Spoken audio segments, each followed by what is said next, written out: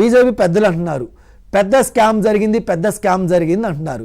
ఇందాక మన జర్నలిస్ట్ గారు చెప్తే ఆయన ఏమంటున్నారంటే ఈడీ ఏదైనా కేసు పెట్టిన తర్వాతే ఈడీ వస్తే లేదంటే రాదంటున్నారు.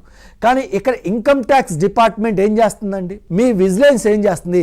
సాధారణ నార్మల్ దాంట్లో కూడా పేటిఎం కానీ గూగుల్ పే కానీ ఫోన్పే వాడుతుంటే ఈరోజు గత 5 సంవత్సరాలు ఒక్క ఆన్లైన్ ట్రాన్సాక్షన్ లేకుండా ఇంత లిక్కర్ స్కామ్ జరుగుతుంటే మీరు ఎందుకు నిద్రపోతున్నారు? మీరు చెప్తున్నారు కదా మేము గల్లీలో ఫైట్ చేసిన గల్లీలో ఫైట్ చేయాల్సిన అవసరం మీకేంటి? ఢిల్లీలో ఎవరున్నారు? ఒక్క తప్పు జరిగినా నరేంద్ర మోడీ చెమడాలు లెక్క కడతారు లేదు తోలు తీస్తారని చెప్పి ఇక్కడికి వచ్చి మీరు డబ్బాలు కొడుతున్నారు కదా. మరి ఇక్కడ డబ్బాలు కొడుతున్నప్పుడు ఆ రోజు మీరు గల్లీలో ఫైట్ చేయకుండా మరి ఢిల్లీలో ఫైట్ చేయకుండా ఏం చేశారు? మరి ఢిల్లీలో మీ నరేంద్ర మోడీ గారు ఎటువంటి యాక్షన్ మీరు ఎందుకు తీసుకోలేదు? ఇప్పటికే స్కామ్ జరిగిందని మీరు బుకాయించడం దేనికి? నరేంద్ర మోడీ గారు జగన్మోహన్ రెడ్డి గారికి అండగా ఉన్నారు. జగన్మోహన్ రెడ్డి గారికి ఆయన హామీ ఉంది, నరేంద్ర మోడీకి హామీ ఉంది. గత 5 సంవత్సరాలు లిక్కర్ స్కామ్ చేస్తుంటే మీరేం చేస్తున్నారు?